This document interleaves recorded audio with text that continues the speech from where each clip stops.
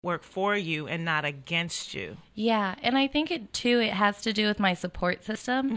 I did try to play like the victim role, like, oh, I'm diabetic, oh, I can't, blah blah blah, and like be the little diva that I secretly am. That inner diva came out. Yeah.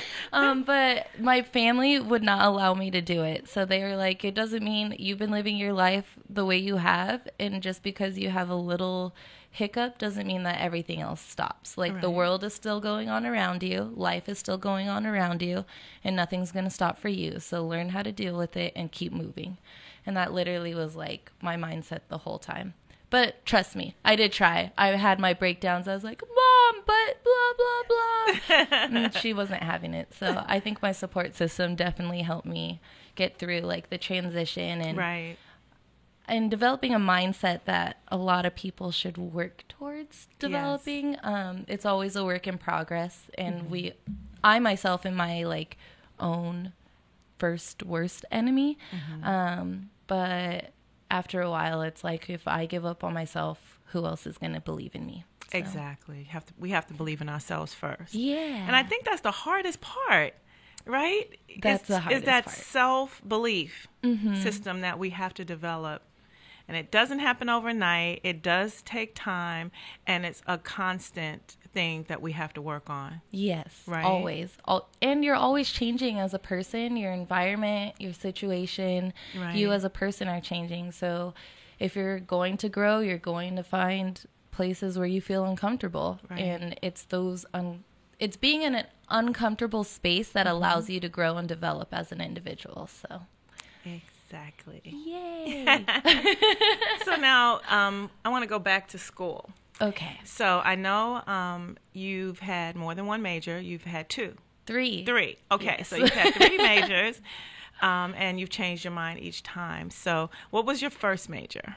My first major, I declared as a civil engineering student. Okay. I was going to school at the University of Colorado for civil engineering, and it was because I liked math and science, and I was really good at it, and I was like, oh, I could do this, it's easy, and I could make some really good money. But then when I got into the field work, I was like, oh, these are not my people. I cannot get along with like you quiet people, like raising my hand. I felt uncomfortable, like they're all gonna look at me weird just because I'm answering the teacher. Right. But after a while I just realized like this isn't what I wanted to do. That wasn't your tribe. Yeah, that wasn't my tribe. And even now, like the civil engineers that I do know, they always tell me like, yeah, you probably wouldn't have loved your life. And I'm like, yeah, probably not. Yeah. And then after civil engineering, that was around the time too where I had just developed diabetes. Right. And so I got really involved in the fitness industry, and I took on kinesiology and nutrition. So I studied that for about 3 years. I was going to do a double major and do dietitian work and then kinesiology. But then I got bored with that too. Okay. And then I switched over and I was like, what is something that I can do that enables me to be able to have a grasp of all these different aspects of my life? And that's when I found communications. And so now I'm a graduate of Cal State Long Beach as a communication studies major. And that's what I'm currently up to. Okay. So now, what has that brought you like for your business? And because you started your own business. Yes. And you have taken it to a whole other level. And so what does that business entail that you're involved in now that you've started? Really, it did start, it all goes back to like my diabetes. I think that launched everything because I started with my own personal campaign, the Healthy Diabetic campaign. And then after that, I was like, wow, I really know how to plan events, how to market myself or a brand, how to build a story around it, how to start events, how to network, and all of these things all led up to, I guess, a PR internship. And I did work for a boutique company in Hermosa Beach. And then after a while, I was like, wow, I can do this by myself. Like, I can help the brands that I know are worthy of helping. I can help the people that I know have like an inner spark that I see. And so now currently I am doing PR and marketing, and I'm also a business and media consultant. So I'm able to work with a lot of different industries, a lot of different businesses. In the entertainment business, here the radio station. Right. I have clients in the fashion industry, even the tattoo industry. So I've been like all over with the PR and marketing and all of that stuff. So, with that being said, PR, marketing, and all of that, and you said that you get a chance to work with people that you want to work with and where you see that spark. Yes. And so, do you find that fulfilling? And is that why you do it? Or how do you decide who you want to work with? Well, I've just been really lucky to have people ask me like, hey, you do this. Can you do this for me? And fortunately, these companies have a really good story that I believe that I can market. And along the way, they're all in different, I guess, stages, but there's always room for growth. But the people that I choose to work with are all striving for the same thing. And I think that is just success in helping others, because they've all been like the underdog. They all want to be the top dog, and so I think along the way we've all helped each other build. And I've just been fortunate enough to help them build their business and their brand, and it is like very enticing to help people. And I think that is what I love doing personally, is helping others and seeing others grow. 'Cause I don't like competition, but I am very competitive, which is weird. But I like to see people do good with themselves. So I think that's what has sparked my, I guess, light to keep going. So you like healthy competition. Healthy competition, Right. yes. When it becomes negative in any type of way, I slowly back away, or I just cut all ties. And I'm like, oh, this isn't the right business choice for me. So, Well, what I love is that you found your niche, and your niche became your umbrella.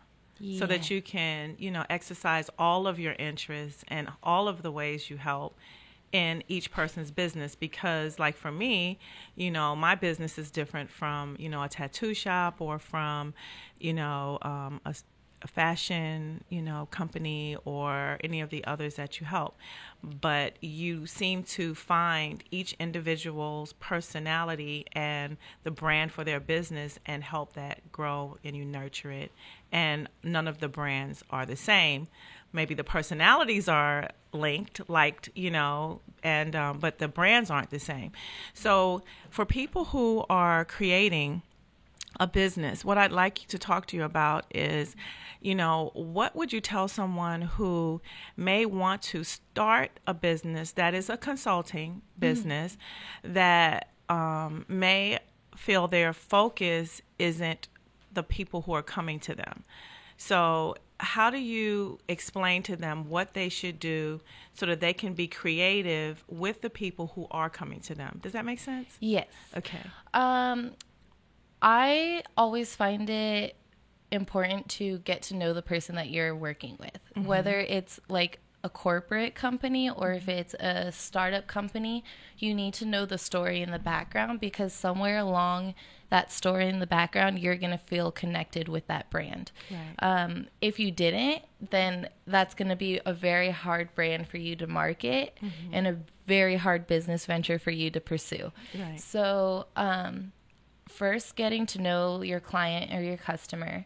Once you get to know them, then you're able to discuss what elements that they're looking for. I think that's important too, because like you said, your company may need something different from like the tattoo shop or the the fashion company may need something different from a restaurant. Right. So definitely get to know what they're looking for to expand their business. And that way you're focused on one goal. If you're all over the place and like have no common ground, then that is how that business relationship is going to be. So I think the top two things would be to get to know the clients that you are working with, and then establish a goal. The thing with the PR industry is that it's always on and off. So you get hired on for events or for contracts, and then once those contracts run out, it's either the company really likes you and you continue to work with them and develop with them, or you have to look for another client. So if you don't like who you're working with, you have to have like the confidence that you're doing good things and that you have accomplished certain goals, and then go find yourself a new client. You have to be up to date on all of the things that you yourself like and are interested in, and the brands that are surrounding those interests. And I think that will help you develop clients that you want to work with and want to work for. Okay. And how do you feel social media impacts your industry? I think right now everybody thinks that they could do their social media. Yes. And everyone is trying to be like the social media guru and the PR, whatever. But there are like tricks and tools that you have to stay up to date with. And there should, like I said, there should always be a goal that is achievable to measure your results. Right. So if in social media, if you're not gaining your followers, if you're not increasing your sales, if your listenership is not increasing, then something's wrong, because there should be some type of change that you should see for the brand and for the better good of the brand. But I think that social media can be very influential, but if you don't use it right, or if you don't market yourself correctly, then it can also be very detrimental to the success of your company. So, yeah. And I got so many questions for you. So what about a website? You know, everyone seems to strive. I have to have this website. I need a website. I got to have a website. How important is a website in the scheme of things when you have a small business? Not, any small business, really. How important is it to have a website? A website is important for people to find you, but the image of the website is not something that we should always stress about.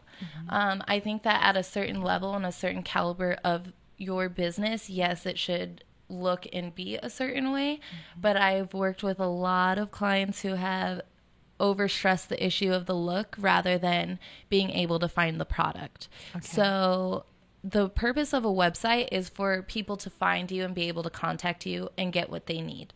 So if your website fulfills those three needs, then that is good for your startup company, for like a ground floor running type thing.